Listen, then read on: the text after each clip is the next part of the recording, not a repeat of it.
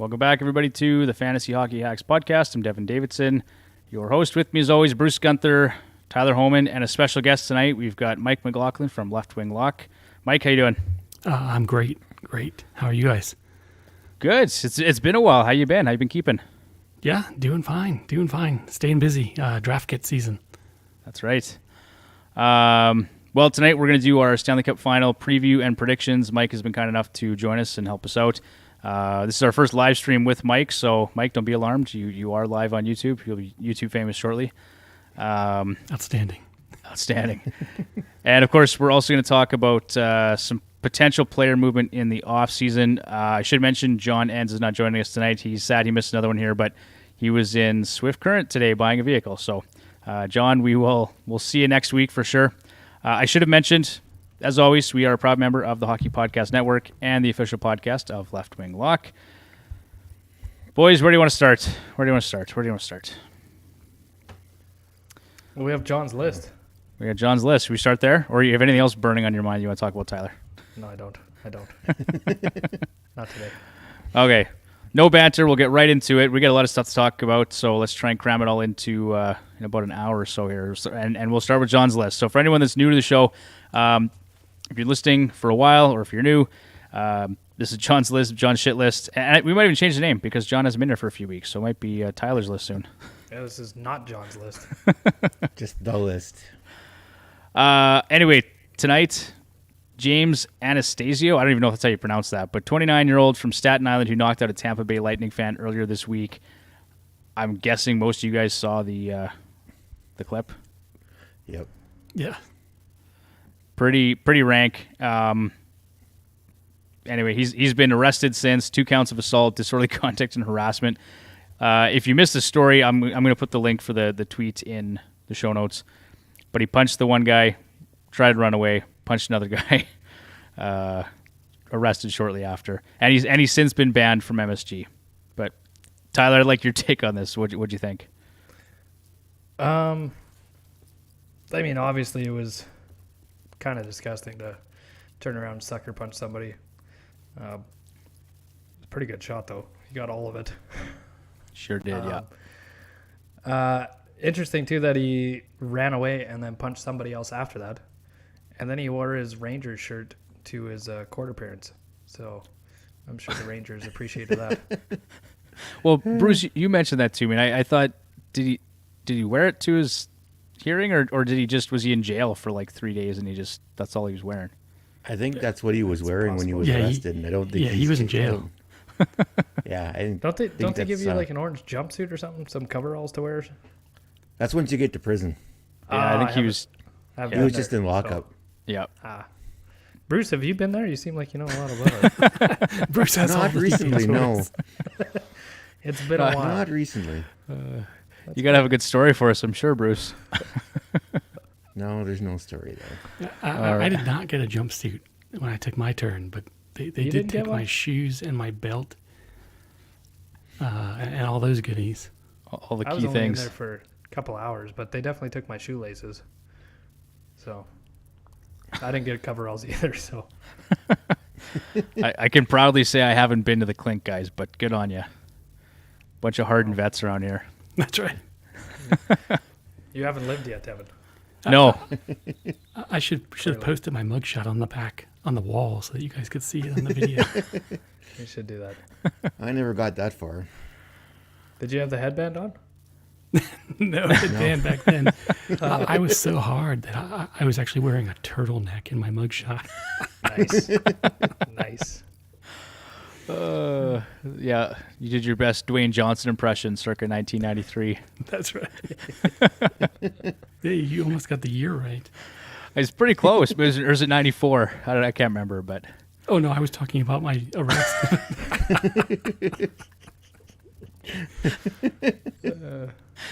Okay, there you go. Well, that's John's list for this week. Let's move on to Fantasy Lock, presented by Left Wing Lock. I went with Andre Palat this week, left wing. He was pretty good for the Tampa Bay Lightning this week. He had 6 points, 2 goals, 1 game winner, 7 shots on goal.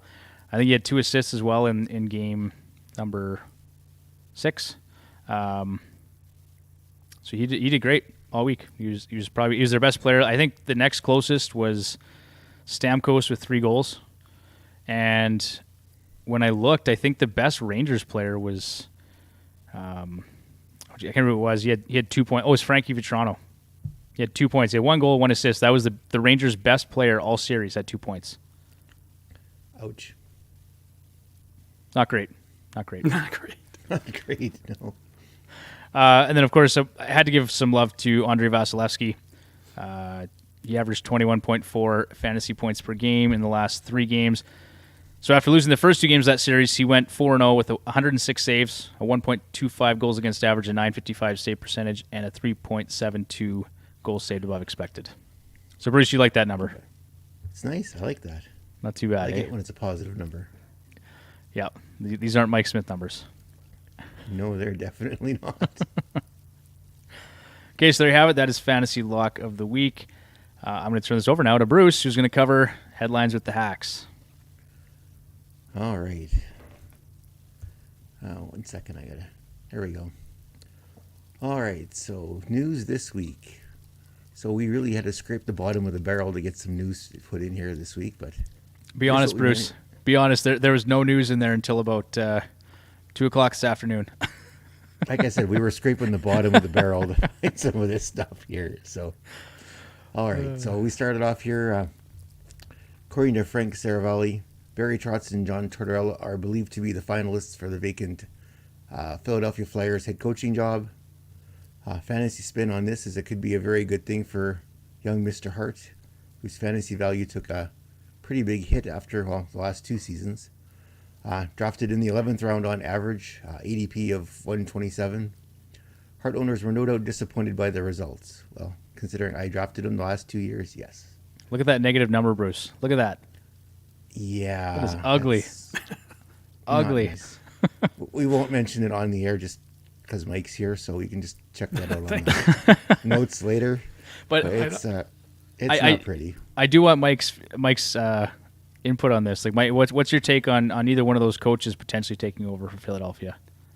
I mean, if Barry Trotz says yes, I'll be excited, right? I mean, he's been very good on 3 different teams now, and sometimes with a not so great budget either. I think really the only way the Flyers get him though is by paying, and they have the money, of course, right? They're owned by Comcast, so they can probably outbid anybody. But I just don't know if Trotz wants to walk into that situation or not. But I mean, there's pretty much nobody on the available list I'd want more than Trotz. Maybe Bruce Cassidy, maybe. So yeah, I'm happy with that. As a fallback, John Tortorella, I think he'll be all right. I mean, the Flyers have been easy to play against the past few years. At times, I feel like they've quit in games, and I don't think that will happen under Tortorella. He just won't let it. I'm fine with those 2 guys. And do you see a drastic improvement or a significant improvement either way for Carter Hart next season? I think almost definitely with either of those coaches. They have a track record of bringing down the goals against average for their teams. But really, to me, the more important factor for Carter Hart and the Flyers as a whole is whether or not Ryan Ellis is healthy. Okay, yeah. If he's not healthy, the Flyers are going to be terrible. I mean, they do not have the bodies on that back end to handle his injury again. They need him back, no question. All right, Bruce, I'll sit back and shut up now. Okay. Mr. Saravelli was also reporting that it is only a matter of time before the Blackhawks trade forward Alex DeBrincat, and that they're also taking calls on Kirby Dach. So, do you want to cover the rest of that now, Bruce, or when we get to the player movement stuff? It doesn't matter. We might as well talk about it now, I guess. Hey, we're talking about Alex DeBrincat. Yeah. I guess, we're going to talk about him and how he has a $9 million qualifying offer next season.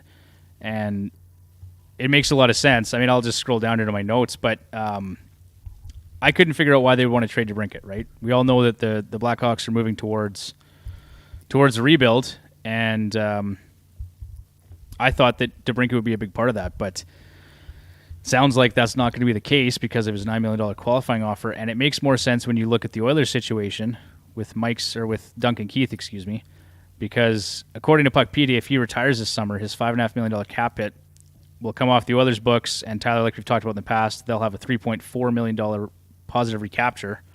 So that means a negative cap hit for the Oilers of, I think it's $8.9 million. And the Blackhawks pick up $7.5 million of that, according to Puckpedia. So if that were to happen, that makes a lot more sense as to why they can't really afford to keep DeBrincat, right, Bruce? No, well, they've got...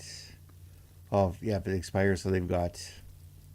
Taves and Kane are at $10 million each. Seth Jones is, at 9? Just under 9? Yep. Yeah. Yeah, I mean, so do Taves and Kane do they just not want to leave Chicago? Or is it that they cannot get traded? Like, nobody wants their contracts? Because I don't understand. If this is a rebuild, why are you getting rid of your young players? Yeah. I could understand why, for Taves, they would be a little apprehensive, but I think for Kane, I think teams would find a way. He's still playing at a very high level. He's outstanding, right? Yeah. And he plays a style of game that is conducive to longevity. Like he's not Josh Anderson. It sounds like, yeah, and Jonathan Taves, based on his production, nobody wants to touch that contract. But I can guarantee someone's going to sign him at the end of this season, like next free agency, at a severely reduced cap hit, right? Sure. Yeah. I think he still has some value, at least in terms of defensive play.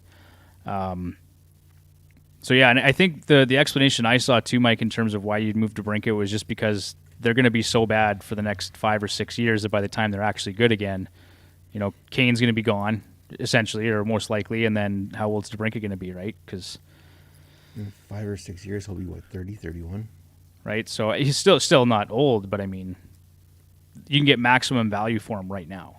Yeah, that's true. I guess the guy who must hate all of this right now, especially if DeBrincat gets moved, is Seth Jones, right? Oh yeah, yeah, yeah. You signed that big deal, and then they just demolish the team. Yeah. Well, and I've heard Taves wants nothing to do with it. He wants out. Like he won't. If he doesn't get moved this year, he's for sure he won't re-sign with Chicago. He'll be gone. Maybe he'll go to Winnipeg. Does he have one year left? This is last year on that deal. Yeah. Okay, sorry, Bruce. I don't know. Yeah, we can. Moving on to Toronto Maple Leaf news. The Leafs parted way with their goalie coach, Steve Briere. As I mentioned earlier, I'm not sure firing the goalie coach is going to fix their goaltending issues. But the Leafs go into the next season with Eric Hellgren and Peter Mrazek as the tandem. Whoop, that's not good. The goalie coach or the tandem or a technical problem? The tandem. No, I mean, I think they'll... that sounds awful. Like, they may still... Well, I guess they won't be able to afford Campbell, right? No, I think you said earlier he's looking for $5 million a season, and they'd have to get rid of a player or two before they'd be able to satisfy that. There's been lots of talk about them moving Nylander as well, though. So there's a chance they move his $7 million off the books and sign Campbell. Well, yeah, or part of it anyway. They have some fun decisions to make there. It's almost as bad as the Oilers. Almost. I should have mentioned too. It sounds like Mike Smith may be retiring. He's considering that. So we can only hope, Bruce, Smith and Keith both retire, and the Oilers have like $11 million to spend. Oh, it's okay. They'll be forced to fix their goaltending, right? You'd think that, but they'll probably spend 7 or 8 on Kane, and then have a couple $1 million left. Holland will trade for Mrazek. They'll trade him Skinner for Mrazek or something like that, and then you'll have just enough money to sign Martin Jones as a free agent. Yeah. We're back on the Jones train here. Nice. Hey, would you get him without having to trade Connor this time? That'd be perfect. Oh, okay. So now that we're on that topic, should we talk about it? Tyler, No, Tyler, you had to have seen it. Oh, Tyler, there you go. His girlfriend? His other Well, girlfriend? yeah, he was trending this morning on Twitter. Yeah, it's not a good look. Not for good reasons either. No. No. But like I said, I Maybe they broke up. Maybe they that's broke what up. I said. I said maybe they broke up. We just don't know yet. We don't know the full story. They had to have. Like, he's not stupid. Connor You doesn't can't do these walk things. around in public, even if you are shit-faced, and just holding some other girl's hand. Not when you're McDavid. No, I think he knows better. He did look a little drunk, though, but That's what everyone is saying. I think that's he was McWasted, McWasted. as they say. Does this mean he'll be able to paint his house with any color besides black or white? I think he's allowed. He can design it as he sees fit Yeah. at this point. No Yeah, doubt. he was pretty hands off at the first one, so Yeah. She did a good job, though. I thought it was fine. It was just was you know good. what? It's not everybody's style, right? So Yeah, I thought it was good. yeah. All right, Bruce. Back to the headlines. Moving. Well, hey. So as I said, we're scraping the bottom of the barrel here. So next up is Dallas Stars traded Ben Bishop's contract and a 7th-round pick to the Buffalo Sabres for future considerations. So Buffalo needs some help getting to the cap floor, and Bishop's salary will help getting them there because they definitely won't need it for the LTIR portion of it. Corey Perry was the second player in NHL history to reach the Stanley Cup Final in 3 consecutive seasons with 3 different teams. So Dallas, Montreal, and Tampa. The last person to do it was Marian Hossa with Pittsburgh, Detroit, and Chicago. And so if Perry can pull off the win with Tampa this year, it'll be the exact same thing that with Hossa, right? He struck out twice and then finally on the 3rd attempt got his cup. That's right, because he was with Pittsburgh when Detroit won. He flipped to Detroit when Pittsburgh won, and then he won it in Chicago. I honestly felt bad for him. Like that's just a terrible situation. I killed myself laughing after it happened because it's just. I'm going to go there. They're the better team, and then they lose to the same team the next year. But that just shows you how comical it was, right? Because he was the first player in NHL history for that to happen to. Yeah. And then Corey Perry, if you can't beat him, join him, right? So Yeah, exactly. Would this also be 4 in a row for Patrick Maroon? for the big rig. Yeah. That would be awesome for him. Oh yeah, and then he'll have more to chirp about because he already chirps about 3 in a row right now. So now he'll be chirping about 4. Yeah, can't even imagine. We'll talk more about the Cup Final soon. I actually want to get into that. So All right. Moving on here. So the Rangers re-signed their 2018 first-rounder Vitaly Kravtsov, which is a bit of a surprise considering how he left the team earlier this year. Away goes Mikko. So Mikko Koskinen basically had his bag packed before the series was over with Colorado and landed with HC Lugano in the Swiss League. So this opens the door for Stuart Skinner to take a role with the Oilers in some capacity next season, whether it's A or B. preferably B. Preferably B. I think that worked out pretty good for Koskinen, though. Like, he basically stole $15 million and gets to go and hike off to Switzerland Oh yeah. with And all he's of set his for money life, right? in his Swiss bank account. Yep. It's There great. you go. Well, okay. Can any of you here tell me you wouldn't have signed that contract? $4.5 million a season for 3 years I Like would as the have signed it. GM or as the player? as the player. As the Oh, player. yeah, no, yeah, for sure I would have. And I probably would Absolutely, have gone I to would've signed Switzerland that. after, too. Yeah, because I just stole this. Yeah. This is the Exactly, right? But now Oilers fans can relax. He's off the books. You know, he played great in his final appearance. goal. They Yeah. did. What game was that? Was that game 2 or 3? Well, I can't remember what game it was. Still doesn't make up for that frying pan of a glove hand, so good for him, though. Good for him. Enjoy your time, Mikko. I've heard it's lovely there. Yes, for sure. Speaking of goaltenders, it was being reported today, Monday, that John Gibson is open to be traded and has informed the team of this. So that's should be interesting to see what happens there and who backs up the truck for Gibson. Well, he's got how many years left, Bruce? We should. 3, I think. 3, yeah. Yeah, I had that in the notes here. I'm just going to scroll down there. 5 seasons left. Is it full? Wow. So I think that was from Cap Friendly. 5 seasons at $6.4 million. Back up the truck. Why does he? What did do they they say want? why he wants out? He's just tired of losing. So I've heard this from Frank Cervelli and from Elliot Friedman. Now they both said that he's had it with the situation. He's frustrated. Like, he wants to win, right? They keep saying he wants to win, and I think that's weighed on his game, right? Like, he's had a .903 or a .904 save percentage the last 3 seasons. Stolar's outplayed him this year in a smaller sample size, but he's looked largely average, and there hasn't been a very good team there in Anaheim, to his credit, I guess. But who's going to pay for him, Bruce? Like you said, like somebody said Me. Toronto. I will. I'll do it. you'll do it. I'll pay for him. You grabbed him for the Oilers. Yep. If you're the Oilers, would you look? I mean, the problem is the acquisition cost is going to be massive. Yeah, with 5 years left at 6.4. Yeah.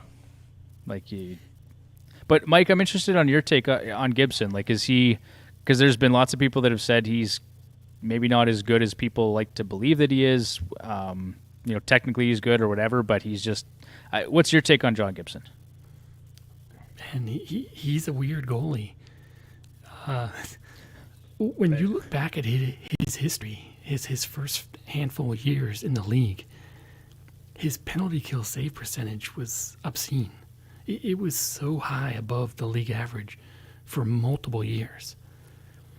And I believe, and I think the data supports me, that you can't really be good at the penalty kill as a goalie. Like, you can have stretches of time where you have a high penalty kill save percentage, but eventually everyone comes back to the league average. And John Gibson has come back to the league average. Well, actually, he's not even there yet. His career penalty kill save percentage is still high. And I think it just, it propped him up for so many years that it made people think he was better than he was. And I think, there's kind of this goalie lore in the NHL where there's always a couple of goalies that you're not allowed to say they're bad. And one of those goalies is Carey Price. He's near the top of the list for me. I don't think he's bad, but you can't say negative things about him, which is really weird because he's not that great. If you look at his stats over his entire career, they're not that impressive. Ryan Miller's another guy who I think gets a lot of credit for being a good goalie. And if you look back at him, he was average. His entire career, he was average. The nice thing about Miller is that he was consistent. And I think that was important, especially in those early years in Buffalo. But he was never great. And they're going to put his jersey up in the rafters in October in Buffalo. I heard that. For what? For what? Because he played there for 10 years.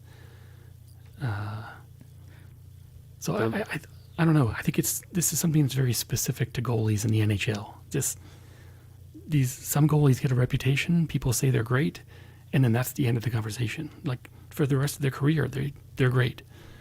And I've never really understood it. I think Price is one of those guys.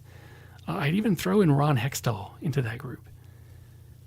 If you hear people talk about Hextall, oh, he's great, I love him, he's perfect, and you look back at his career, he was incredible his rookie year. Stanley Cup Finals, Conn Smythe, Vezina Trophy, but the rest of his career is mediocre at best. Are you what does it including mean, his stick, career? Are you what's that? including his career as a GM? Oh, that's a GM. So, yeah, sorry, that was a bit long-winded there, but I guess my answer is, I'm concerned about John Gibson's talent level. So if you're the Edmonton Oilers, you're not going after John Gibson. With their cap situation and the length of his contract, I wouldn't do it. Yeah, I would agree with you, Mike. I'm not sold on John Gibson at this point, just based on what we've seen over the last 3-4 years. I think my opinion comes from the fact that they can't get a goalie who's around or even close to league average. John Gibson would be the biggest thing since Tommy Salo was good. It's a long time. Long time. That is a long time. It's a long time. Or Dwayne Rollison. Rolly was pretty good. Yeah, but it was just a short time. Yeah, he was there 2 trade years. deadline, right? Yeah. Yeah. Yeah. So Yeah, historically, like Grant Fuhr. Grant Fuhr's pretty good back in the day. Like, he wasn't even that good. no, they had a phenomenal team, right? But it's just like, yeah, they've just never been a team that's had a really impactful goaltender. Like, it's just, Yeah, Cujo for a bit. yeah. Yeah. They've had spurts of it, but. Yeah. Oh, okay. Now they get right off the rails. Bruce, we got anything else here for the news? Sorry, Yeah, Bruce. just last thing here is get some news from the Rangers media availability here today. So Ryan Strome had a pelvis injury he suffered in the second half of the season, which was made worse here in the playoffs. He'll find out tomorrow if he requires surgery. Barclay Goudreau played with a fractured ankle. Ryan Lindgren played the playoffs also with an ankle injury. I'm surprised that's the only injury he had, but that's all they mentioned. The two only other minor notes were Chris Kreider's emotional response when talking about Mika Zibanejad and his play in the playoffs here for the team. He had a lot of trouble answering that question when he started talking about Mika. He choked up quite a bit. He had trouble finishing it off. And then one of the lighter moments of it was Igor Shesterkin's comment on Ryan Lindgren's playoff performance. He goes, "I think Lindy stopped more pucks than I did." That's good. They surprised a lot of people, the Rangers, this postseason. Like, They But- sure did. that's what having a significant goaltender will do for you. Yeah. And they've been blessed with good goaltending. And then there's their special team, right? Like, their power play was really good. They were Yeah. top 3 all playoffs. And like Zibanejad, he's not quite Ovechkin like, but he, like, on the power play on that left side, he's just Yeah. it's almost automatic. Yeah, he had a great playoffs for them. You love him. I do. I got a real Yeah, real man crush for Mika Zibanejad. You Yeah. can't even help yourself. I can't. Sorry, boys. Yeah. He's Ovechkin. I didn't say he was Ovechkin, but I just Devon's drafting him in the first round this year. Oh, yeah. well, in our First keeper overall. league, someone's probably gonna hold on to him, I think. But Doubt it. my love for Mika goes back to when I could get him in like the final round of the drafts at like 175th overall or something, and then he put up 70 points or whatever. So that was good. 12 of them against the Flyers in like 2 games last year. He really enjoyed playing the Flyers. Yeah. I think a lot of people did. I can say that. Yeah. As an Oilers fan or what? Yeah, I can say that. Oh boy. These All right. last two on your weekend skip, they're not important. Nothing important. Well, hey, Brad Malone. That's a big one. Oh yeah. Brad Malone signs for another 2 years. I was actually surprised to see that. I didn't think they'd bring him back, but Zach Cassian replacement deal. yeah, maybe. Okay, well, we've gone 29 minutes. I think now's probably a good time to tell our listeners about DraftKings. As a member of the Hockey Podcast Network, the Fantasy Hockey Hacks podcast is a proud partner of DraftKings. Hockey fans, the pursuit for the Stanley Cup is on, and DraftKings Sportsbook, an official sports betting partner of the NHL, has an unbelievable offer for the most exciting playoffs in sports.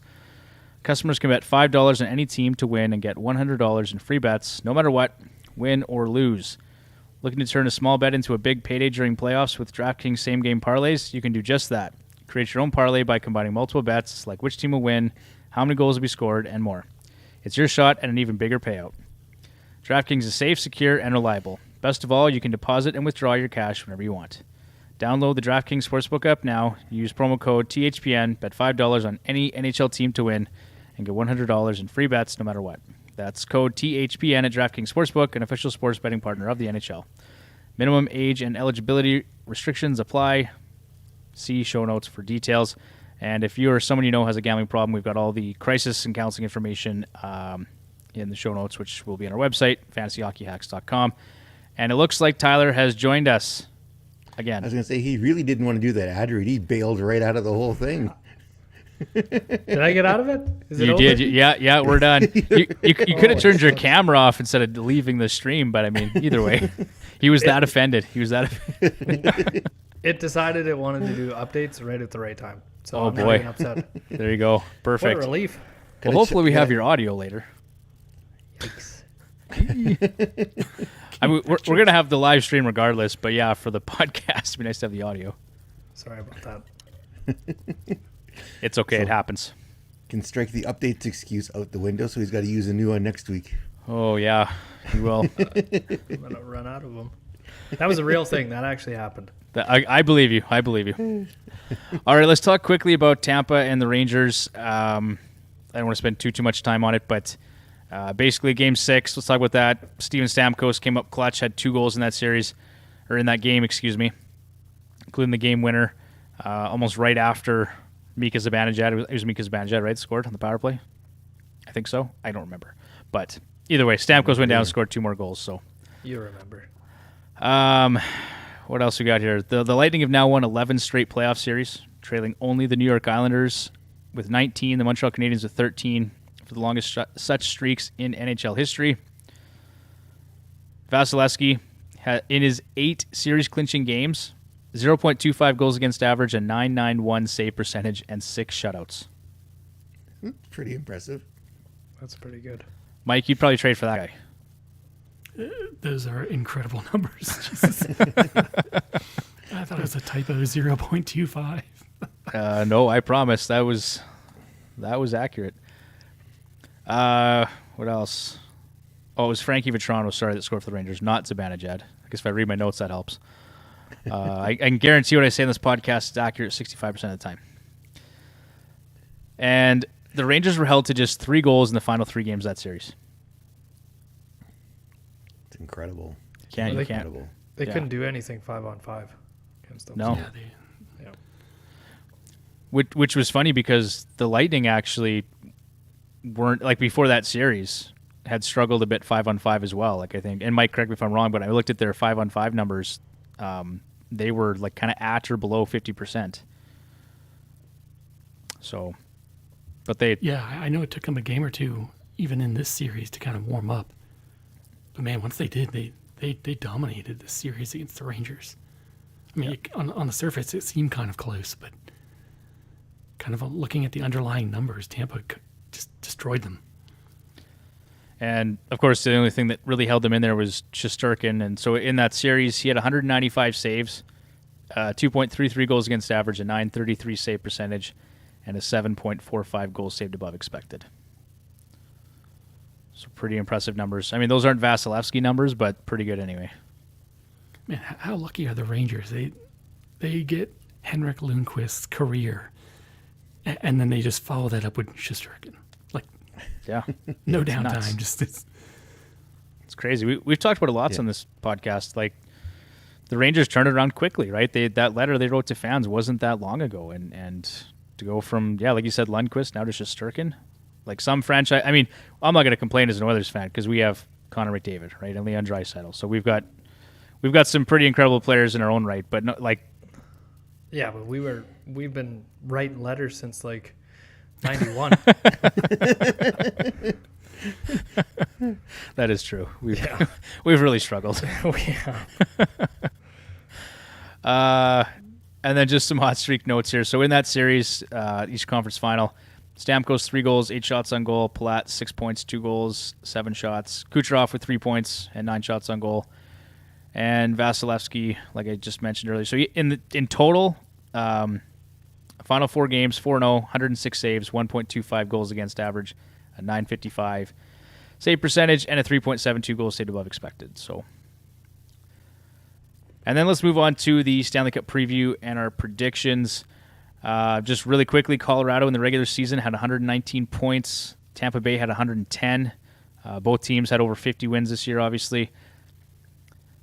Colorado 4.64 goals for per game. That's first overall in the playoffs. Tampa 3.08. That's eighth. 2.86 goals against per game for the Colorado is fourth. 2.41 goals against per game for Tampa is second. Colorado has the second-ranked power play at 31%. Tampa has the eighth-ranked power play at 22.6%. And then Colorado on the penalty kill is 75%, which is 10th, and then Tampa is 6th overall at 82.5%. And I think the obvious advantage for Tampa is going to be in goal. Francouz hasn't been bad. He's got a 6-0 record, but a 2.86 goals against average, a 906 save percentage, and Bruce a negative 1.3 goals saved above expected. That's not going to work against Tampa. No. They need better. Yeah, that's not going to fly. Nope. Funny enough, though, in the season series, Colorado was 2-0, and Tampa 1 loss and 1 overtime loss. I actually think it was a shootout loss. So, but like they say, the regular season doesn't really mean a whole lot come playoff time. So, the Avalanche are the favorites to win the Stanley Cup at minus 190. Tyler, I would not hesitate to put a little sprinkle on the underdog Lightning at plus 160. This might be more than a sprinkle. A little more than a sprinkle. Might put the whole roll on it. Okay, so Tyler, I'll go to you first. You think who's taking this series? It's got to be Tampa. It's got to be Tampa. I don't think it's going to be as close as I think a lot of people think. Vasilevsky in the playoffs, he's a freak, and the way that Tampa can play 5-on-5, I think it's Tampa's. I kind of want to see it too, especially in the salary cap era, to have a team go 3 in a row. Be pretty cool to see. So I think it's Tampa. Okay, Bruce, I'll go to you next. Yeah, I'm doing Tampa as well. Colorado has been impressive, but Colorado hasn't played against a team like Tampa yet in these playoffs. St. Louis, sort of, but Colorado hasn't seen a defense or a goaltender that Tampa can put up yet. So I think Tampa will take it. And I don't think it's even. I think it'll probably go the maximum of 6 games. But like Tyler, this could be over early. I agree with you guys in that I think Tampa takes this series based on goaltending, the penalty kill, and defense, and then 5-on-5 play. But I still am going to go. I think the series goes longer. I think we get 6 or 7 games still. I'd be surprised if it was less than 6 games. I'd be shocked. Colorado's going to get Tampa. That's how it's going to go. You've been tooting the Tampa horn the whole playoffs, Bruce. The whole playoffs. President of the fan club. Until they lose, I'm not betting against them. I think Colorado's going to kind of learn what a team with a lot of veteran players and playoff success kind of looks like. Like they kind of had their way with Edmonton. St. Louis gave them a bit of a scare. Nashville was kind of happy to be there because of Yossi and Saros, basically. But when Saros didn't play, like, yeah, did he play one game or yeah? But yeah, this is a whole different thing. So yeah, this is they haven't faced anybody like Tampa. I totally agree. But you got to remember too, like Nathan McKinnon, pretty damn good hockey player, although he's on my shit list right now. I think their downfall is going to be goaltending. Like they've got Cale Makar, that guy's a human cheat code on D. So, and they're pretty deep. If Kadri plays and if he's close to, even if he's 80%, I mean, still an effective player. Gabriel Landeskog, all those guys are going to be pushing, right? I think it'll be a competitive series. It's going to depend if Colorado can best Tampa's defense. If they can lock down McKinnon and Makar, they're not getting anything. It's going to be low event hockey, but McKinnon and Makar need to move fast, and they need Tampa to move fast. Like what happened at the beginning of the Rangers series. If they can do that, Colorado will have success. If it ends up being like the last part of the series and the Rangers losing, it's not going to last long. Tampa gets their clamps in, it's over for Colorado. All right, Mike, I'll go to you. What's your take on this series? Yeah, I'm going to go with the crowd here, Tampa Bay as well. I mean, this is a team that just, they went down 2-0 to the Rangers and did not have Braden Point, and then just showed up and won 4 straight games to take the series. That's amazing. It's an amazing level of confidence to be able to do that in the playoffs. And I like what Tyler said, is that this is a roster almost up and down of guys who know how to win in the playoffs. They don't scare. Like nothing's going to shake them. And they have a great coach. And I like the edge in net too. I don't see either of the Colorado goalies matching Vasilevsky's effort. Totally agree. They might have to go to 4 skaters and 2 goalies. I actually I forgot about Braden Point, so that's a good point that you mentioned there. Like they did that against the Rangers without Braden Point, and he looked to be ready to play in practice the last day or two. Yeah, I think if that series had gone 7, he would have played. Yeah. Yeah. But no need, right? I mean, if you can let him rest, why not? I think if you look at that, like, your second line center right now, Colorado, is JT Compher. And if Point comes back, like, you go Stamkos Point, that's a pretty big edge. Yeah. Now, if Kadri's playing center, it's closer. Yeah, Kadri with a broken thumb, though, on your top hand.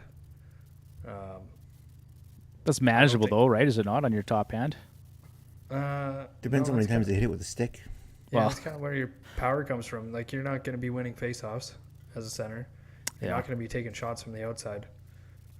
Like, what are you going to do? He'll use his elbow. Well, we've seen that before. Oh. Okay. Let's talk about the Conn Smythe.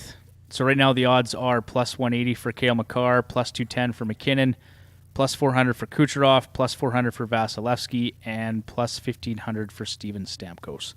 Put all the money on Vasilevsky. All the money. Exactly what, Yeah. that's what I was going to All the say money. too.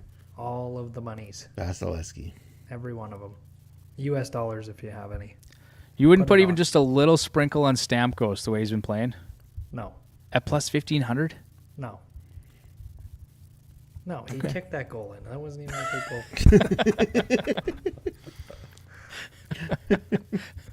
It's Vasilevsky. It always goes to the goalie anyways. Like, I unless won't- Stamkos scores like 10 goals in the series, it's not going to be.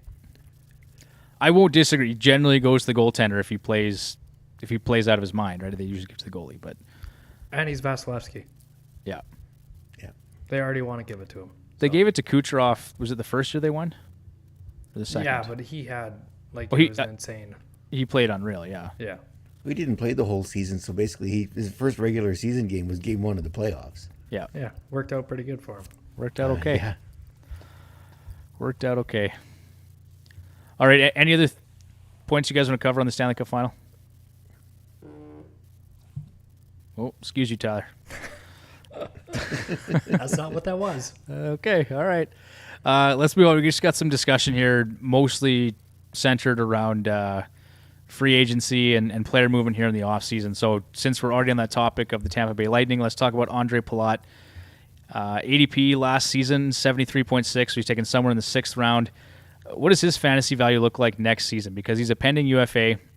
I don't think Tampa's going to be able to afford him. Like his $5.3 million AAV is going to be a problem for them moving forward. Mike, where's maybe a potential landing spot for Palat? And I can only assume his fantasy value is going to take a bit of a hit, but what do you think? Yeah, I do think it will take a hit, although I think some people get a little crazy when they see a player, play as well as he has in the playoffs, and then they think that's going to translate to fantasy hockey, and I think that's a mistake. Palat's ADP was already a little bit too early this past season because people had looked at his stats from the previous season, which had been boosted by luck.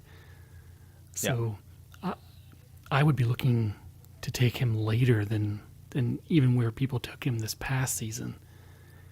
And as far as him moving on, I have 2 points there. First one is I think the Hagel trade was not only to help them win this year, but because I think he's Palat's replacement. He's much cheaper as well. And I had a second point, and now I've already forgotten it. That's all right. I don't see Palat landing in a situation better than the one he's in. If you look at his most common line mates are Braden Point and Nikita Kucherov. And then the next two behind them is Stamkos and Kucherov. Like, there's no better setup for Palat. And he's just not a shooter. If you look at his shot production, it was below 2 shots a game this season. Yeah. So I'm not looking at Palat individually as a player to kind of target in fantasy hockey for next season. And I think in most situations, wherever he lands, it's going to be worse than what he's in now. Is there any particular team that makes sense to you for Palat? Maybe not. No. Nobody off the top of my head, really. I think it's going to be a bottom 10th of the league team that pays him too much, basically. Yeah. I think that's what it's going to end up being. He'll cash in on a big contract. Yep. And he'll just kind of fade into It nothingness. would be a smart move by him. Well, sure. Like, you've won 3 cups, right? What else you got to play for? So go cash in and go to Arizona and just go. Sorry, 2. Is it 2 cups? Yeah, sorry. Soon to be 3. Soon to be 3. Easy. Yeah.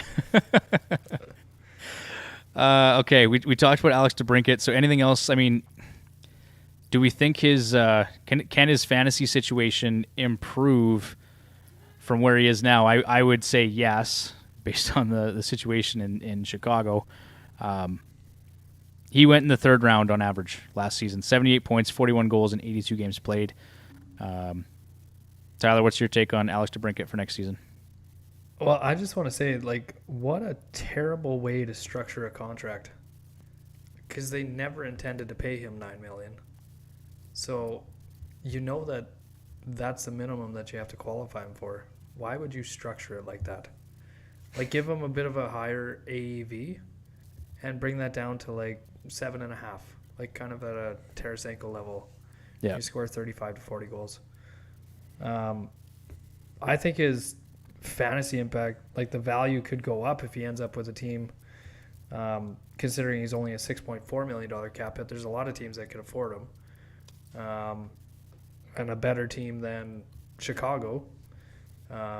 He would look really good playing beside Connor McDavid, just saying. Sure would. But even in saying that, you can't have him and Yamamoto on the same team, so something would have to happen there. Well, honestly, you would take DeBrincat over Yamo in a heartbeat, would you not? Well, yeah, easily. But, I mean, you already have Yamo, so you'd end up having to move that around. But I don't think you can have 2 guys that are my size playing on the same NHL team. I don't know, Tyler. You're pretty feisty what's your league called again? It doesn't matter. But really, he could go anywhere, and he would probably still score 35 to 40 goals. It's kind of just what he does. Yep. But for destinations, I'd put Edmonton. I don't think it'll happen, but it'd be nice. I'd love to see it.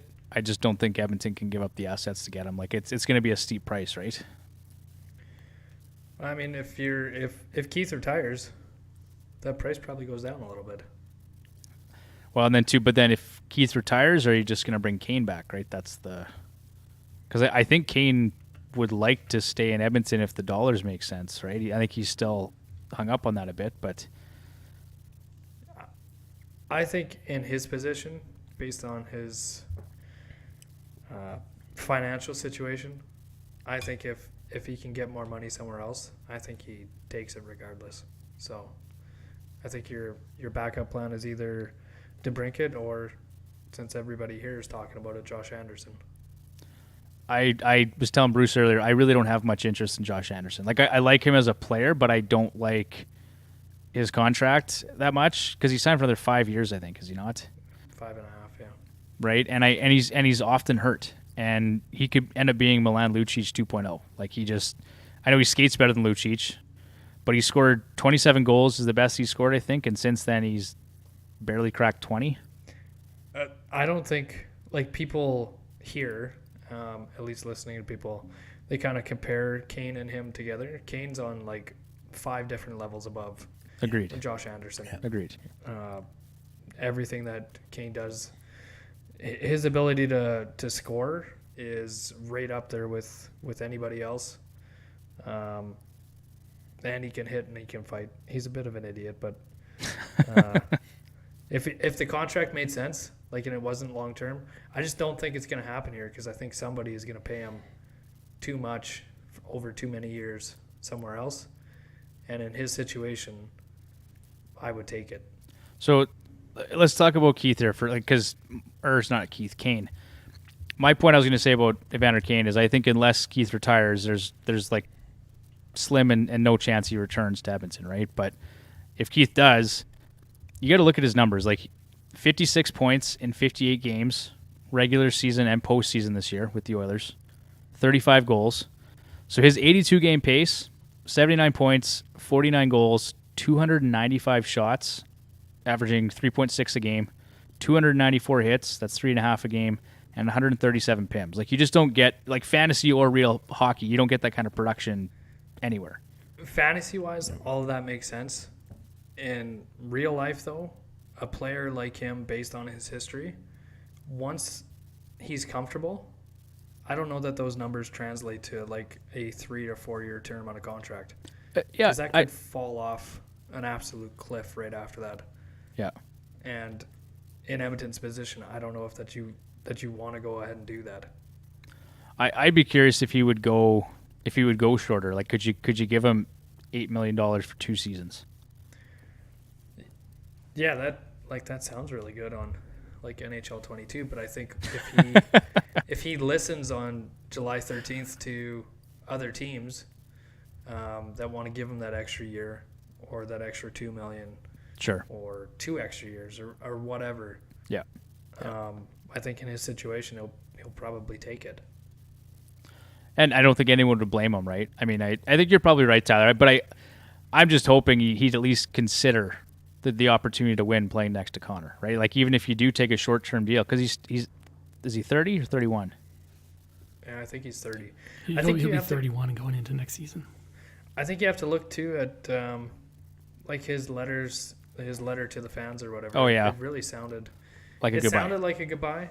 Yeah. I mean, obviously sometimes that can kind of be misunderstood, but that's definitely what it sounded like. He also, I think for him, he would feel kind of complete in what he did coming here. He did everything that he wanted to. He picked the right team to go to. He did everything he was supposed to. Yeah. And I mean, now there's contracts that are going to be sitting out there for him. So. Yep. Mm-hmm. Okay. Well, I'm just going to take the optimistic route. I'll take the NHL 22 route, Tyler. Yeah, sorry. I feel like Evander Kane did what Taylor Hall hoped to do when he signed with Buffalo.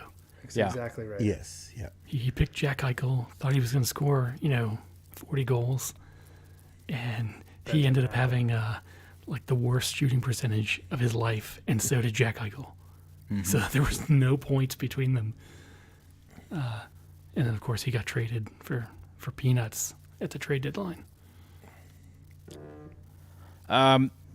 Let's talk about Johnny Goudreau a little bit here. So he went in the 5th round on average last season, 115 points and 40 goals in 82 games played. $6.75 million AAV this past season. He's a pending UFA. Does he stay in Calgary, I guess, would be the first question. Bruce, what's your take? I think they'll find a way to do it. They'll probably have to ship Monahan out to do it, but they'll find a way to do it. Okay. Tyler, you're kind of... I think he's leaving. And I agree with you. I think he's going to Jersey. Jersey or Philly. Maybe. I can see Jersey because I think that's a team that, no offense, Mike, is immediately on the up and up. And I'm not sure about the Flyers just now. They just have so many little guys, though, in Jersey. The whole team is made up of little dudes. Little fast guys. Little fast guys. I don't know if that's the way to. I don't know if that's the way to do it, but I think he leaves though, regardless. Yeah, I would agree with that. Is there any other destinations, guys, Mike, Bruce, Tyler, that you think he could end up going outside of, say, Philly or Jersey? Seattle. Yeah, if he wants all the money, he'd probably go to Seattle. And then spend it all on housing because you can't afford to live there. Yeah. They'll just commute from Calgary. There you go. Just fly on Swoop. It's really cheap. There Yeah. you go. It's probably cheaper. Do they sponsor this? No, they just got a free plug, though. Thanks, buddy. Okay, Nazem Kadri. So, again, he pending UFA. He only made $4.5 million this past season. Career year, taken on average in the 11th round, 87 points, 28 goals. I mean, Mike, you can probably tell us better than anyone. This season was an outlier, right? Yeah, that's right. Both his primary and secondary assist rates were really high. And I think, yeah, his IPP was also a little bit high, came in at 80%. So, yeah, career year for him. He's got to cash in on this. So any landing spots for him that stick out in your mind? Dude would still sign him to a $10 million contract. Back in Toronto. He's the guy they need. Just a few years ago that the Flyers were heavily interested in Kadri. He fits. And I don't know if their minds have changed because I think, now they have Kevin Hayes. I'm not saying those two players are comparable. I'm just saying they've already put money into the center position. So I mean, what are they going to do? Sign Kadri and then what? So I don't know. I don't know if those rumors still persist to today or not. But there was strong interest in Kadri from Philadelphia at one point. So do you think that Kevin Hayes could play third line center? Like, could they have Couturier, Kadri, Hayes? Does that make sense? Or do you see Hayes as more of a top six guy? I don't think it makes sense if you think that Morgan Frost has a future on the team. Okay. Because then where does he fit in? And also it's kind of a weird lineup because none of those centers are like truly offensive talent, Right. I mean, they're nice players. Don't get me wrong.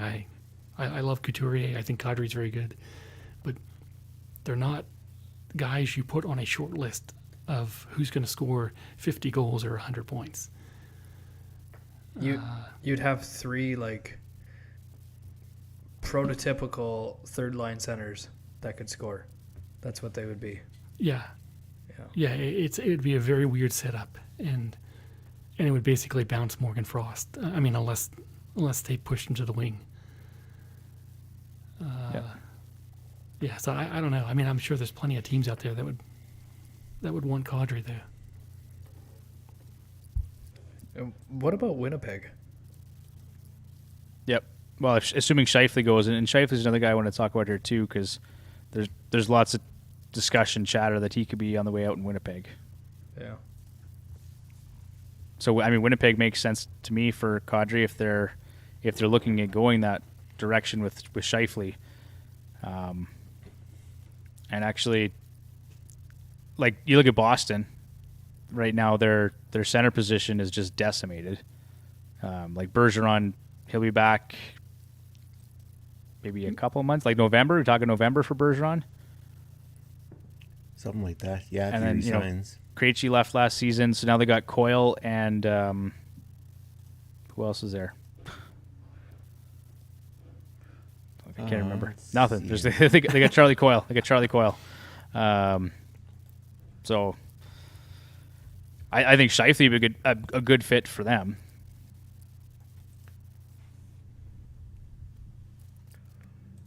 Boston Bruins. So for centers, they have. Is it Holla? Is that who they used on the third line? Oh yeah, Holla. Yep. So here are the guys listed on there that can play center. So Bergeron's listed as a UFA. Oscar Steen, Trent Frederick, Thomas Nosek, Eric Holla, and Craig Smith.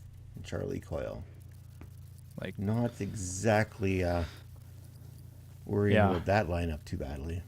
No, without Bergeron, it doesn't look very good. And he's aging anyway, right? There's questions about how long he'll play. So yeah, Boston's a mess too, right? Like McAvoy's out too, and Marchand, and they're in big trouble. Like they're gonna look really bad until about Christmas. And Pasternak doesn't want to be there. Well, that was the rumor floating around, and then his agent came out and poured cold water on that. But we'll see, right? If you're Pasternak, do you really want to play there for much? Like, do you want to sign an extension where your top center is Charlie Coyle or Eric Holla or 37-year-old Patrice Bergeron? And no disrespect to Bergeron, but yeah, exactly, Bruce. So they may just tank this upcoming season, and hope to draft Bedard.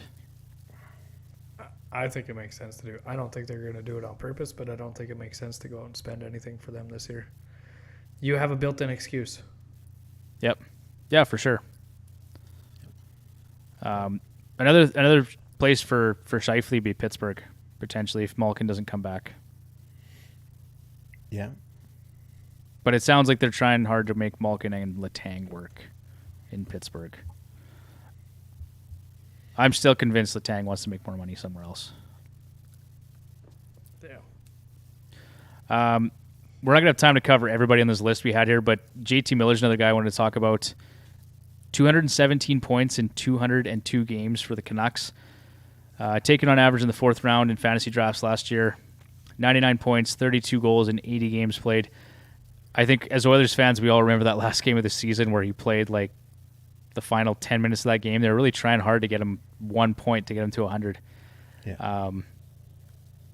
I don't know. I'm curious to see what happens. It doesn't, like Bruce, you were saying something about there was four players for the Canucks listed as basically safe, and everybody else was expendable. Yeah, so basically Pettersson, Horvat, Hughes, and Demko were the only four people that were safe in the Canucks organization. They were listening on everybody else. I think for him, you got to go and cash in. He's not going to re-sign there. Somebody else will pay him way more than. Well, they have to trade him. He's still under contract for this coming season. Yeah. He's got 1 year left here at $5.25. That's a fantastic contract. Yeah. Yeah. When he signed it, though, I mean, I think that was a 5 or 6 year deal, and he wasn't what he was last year. Or even the year before that. He was like a third-line center in Tampa Bay, wasn't he? Yeah. We were just talking about that today, yeah. Well, and I think New York before that, wasn't he? Yeah. It was New York, then Tampa, wasn't it, Bruce? That's right. Yes. Yeah.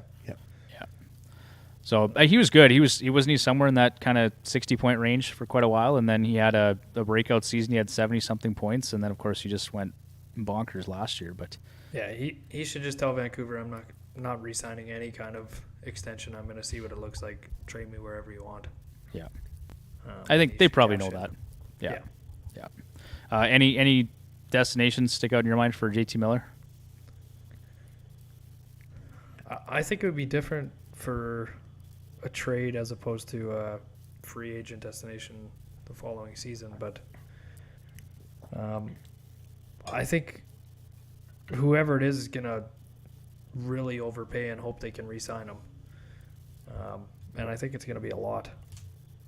So it's going to be somebody that has some cap space either coming up or they have right now and know they're going to have going forward. Seattle. Seattle might be a good option, right? They'd be a guy that could play center for a while. I think somewhere that he would actually want to go to. I don't know, maybe Vegas does some fancy stuff. They always do. Fancy stuff and figures it out. Trade Eichel. Maybe Colorado if Gaudreau doesn't come back. That's a pretty good replacement for him this offseason if you don't want to send Gaudreau. I wonder if Dallas would have any interest in case they, for instance, if they don't pay Klingberg, they might have enough money to ramp up it forward a bit, especially with Radulov probably gone. Tax-free too, so that makes a difference. Tax-free. Everybody likes Texas. Yeah, that's another guy too, John Klingberg. So do you think he's going to be back in Dallas next year, Mike? And it didn't sound like it, huh? Yeah. Well, I just think with Heiskanen in there, it probably doesn't make a lot of sense because they're not going to pay him what he wants, right? Yeah. No, he's not going to get 8 or 9 million. And he's not getting the role either. Like he started losing power play time this year. Yeah. What about Philip Forsberg? Where does that guy end up? So he's a pending UFA, $6 million. He's going to get way more than that on the open market. He had 84 points and 42 goals in 69 games last season. It's too bad they gave Scheifele and Johansson all that money. Scheifele, or you mean Duchesne? Duchesne, yeah, sorry. Duchesne Yeah, and you're still Johansson. bitter about that. It's like every time we talk about the Predators, you just can't handle Drives that me cap nuts. hit. Drives me nuts. Yeah, I think Trade it back to Washington. That'd be funny.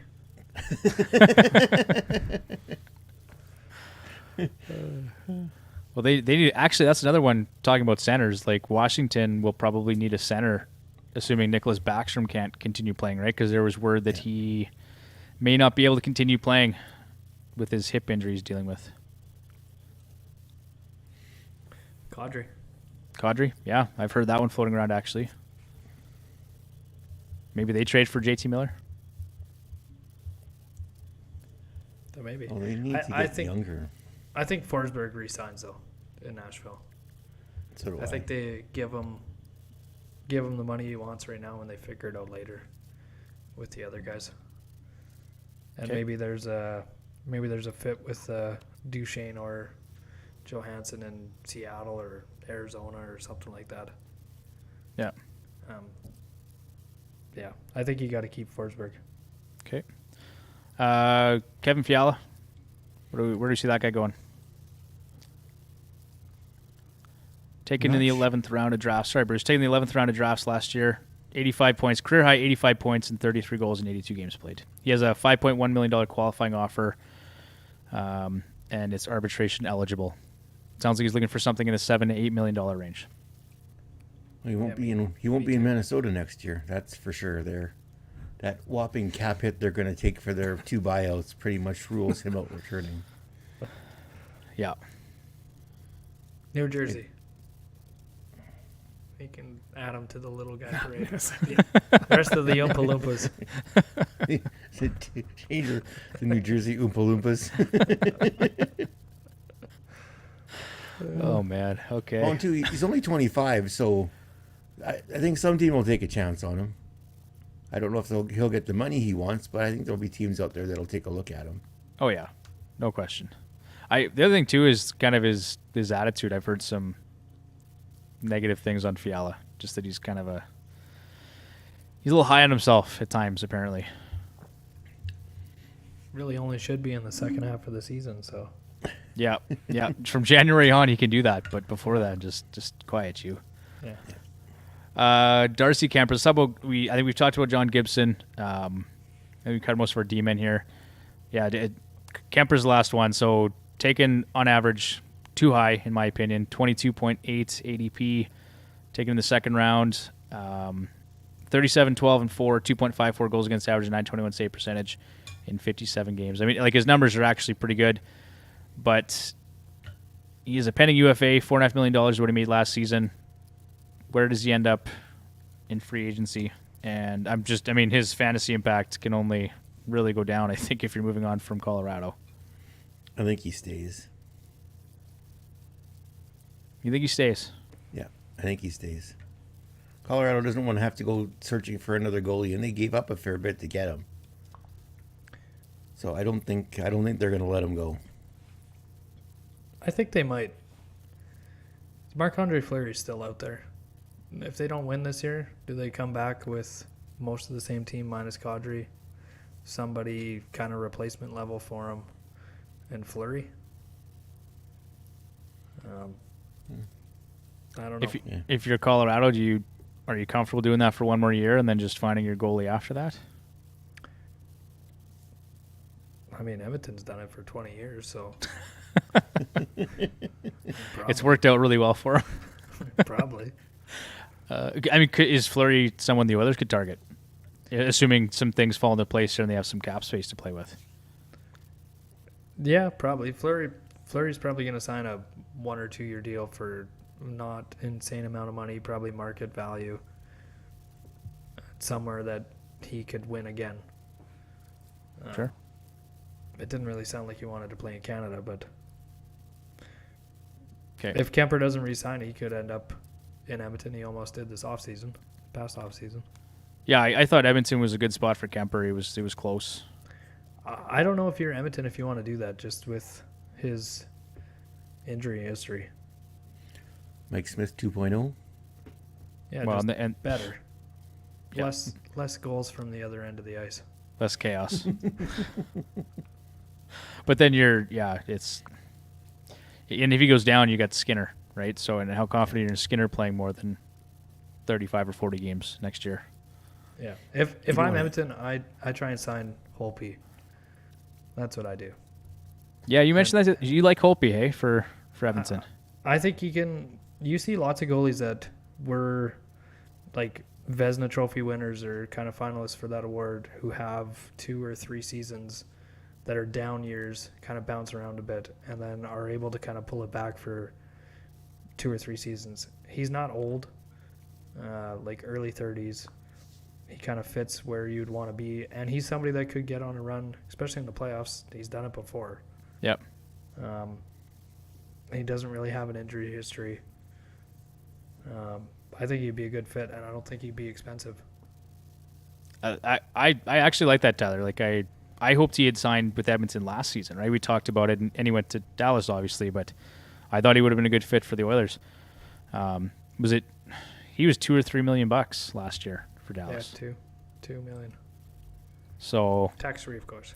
tax-free, yeah. I mean, but if you're Edmonton, if you can sign him for around 3, Yeah. 3.5, like, I mean, we paid Koskinen 4.5, so. I don't want to talk about that. We didn't pay him that. Mike, what's your take on Holtby? Because obviously you've probably watched a fair amount of his games, being that he played in the same division as the Flyers. Yeah, I liked him a lot. I thought he was awesome. And then he had those 2 or 3 seasons where he was just very Not so bad. good? Yeah. And he's... I don't know... I don't feel super comfortable evaluating goalies that go through a transition period like that, because it's not very clear to me ever, like, what's happening. I joke around with you guys about Martin Jones, but Martin Jones is one of these guys. He's kind of this prototypical goalie who had actually pretty reasonable numbers in LA, and eventually he was traded for a first-round draft pick. And I think he stayed in Boston for a few days and ended up in San Jose. But he was good in San Jose for, like, I think maybe 1, if not 2 seasons. And then those changes came into the goalie equipment sizes. And if you look at Martin Jones's numbers, they line up exactly with when those rules went into effect. And he went from a good goalie, like, league average or better for multiple seasons, to a guy who could not post NHL numbers anymore. He had 3 straight seasons in San Jose where I think he posted 903. If that. It might have even been lower, actually. And then, of course the Flyers signed him because they're the Flyers. And, he was good for a couple months and people got excited. And then he finished the season and he was not good. So I worry about goalies into their 30s, especially with this goalie equipment stuff going on, when their numbers change so drastically. I don't understand how to analyze them anymore. It frustrates me as someone who, looks forward to doing that every year for fantasy hockey, and just as a fan too. Because I like Holtby. I think it was awesome when the Capitals won the Cup. I was very much rooting for them throughout the playoffs. And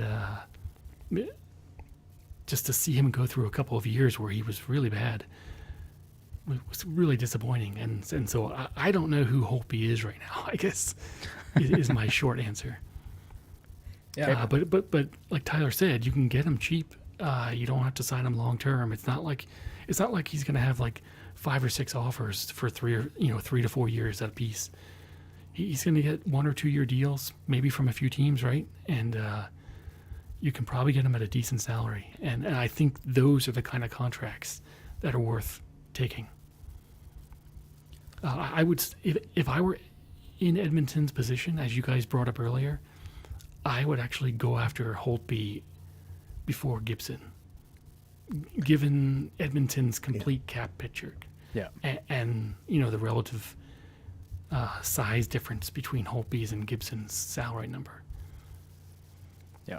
It gives them some flexibility too, right? Because they got to fill out other positions on their roster. Like they need some more depth in other areas too. So, but and when you guys brought up Gibson leaving too, that kind of made me think. I wonder if Kemper does not stay in Colorado. I wonder if Anaheim gives him a deal, because all of a sudden they'd be in the market for a number 1 goalie. Yep. Okay. There we have it. I think that's all we've got for tonight, unless there's anything else you guys want to mention quickly.